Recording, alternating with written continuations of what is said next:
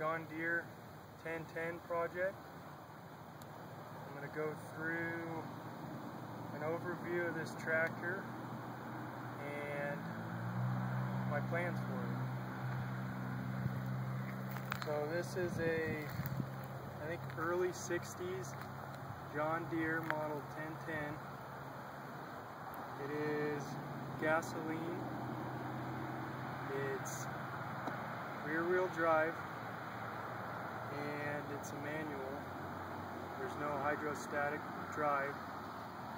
Just got it running last weekend. Had to put a new battery in it and had to replace the starter solenoid.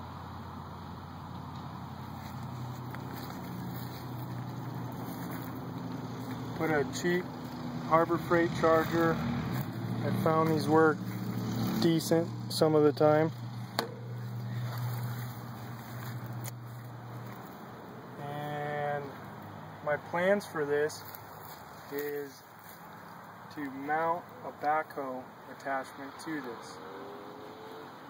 A backhoe is a very versatile tool to have around, and once I get it done, I'll be able to trench and do other excavations. So let me take you around to the back here. Currently, there's just all these ballast weights. I suppose that's probably maybe 800 pounds there. The first part of this project will be to remove these and to build a mount so that the backhoe that I bought, which is off of a ditch witch, will bolt up. And if you come here a little closer, I'll show you possible future upgrades. If you look down in there, there's a 3-bolt cover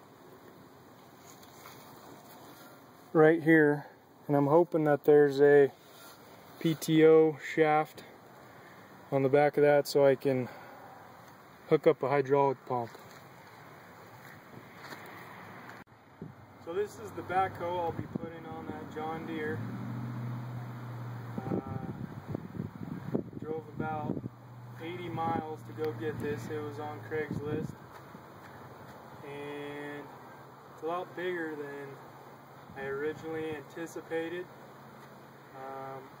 At first I wanted to make this a skid steer attachment to go on my little New Holland skid steer, but after a lot of thought I realized and came to the conclusion that it's a little too big.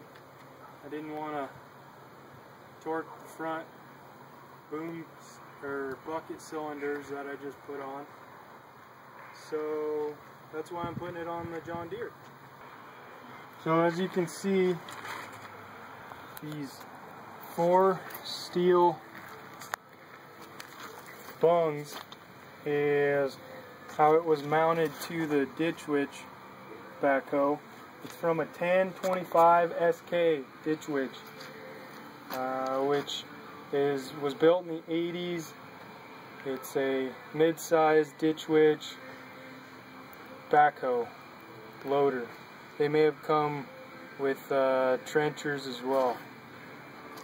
So what I'll be doing is building some steel bungs with the female version of this, and then a bolt will go through and clamp it on, and then I'll weld that bung to an adapter housing, which will also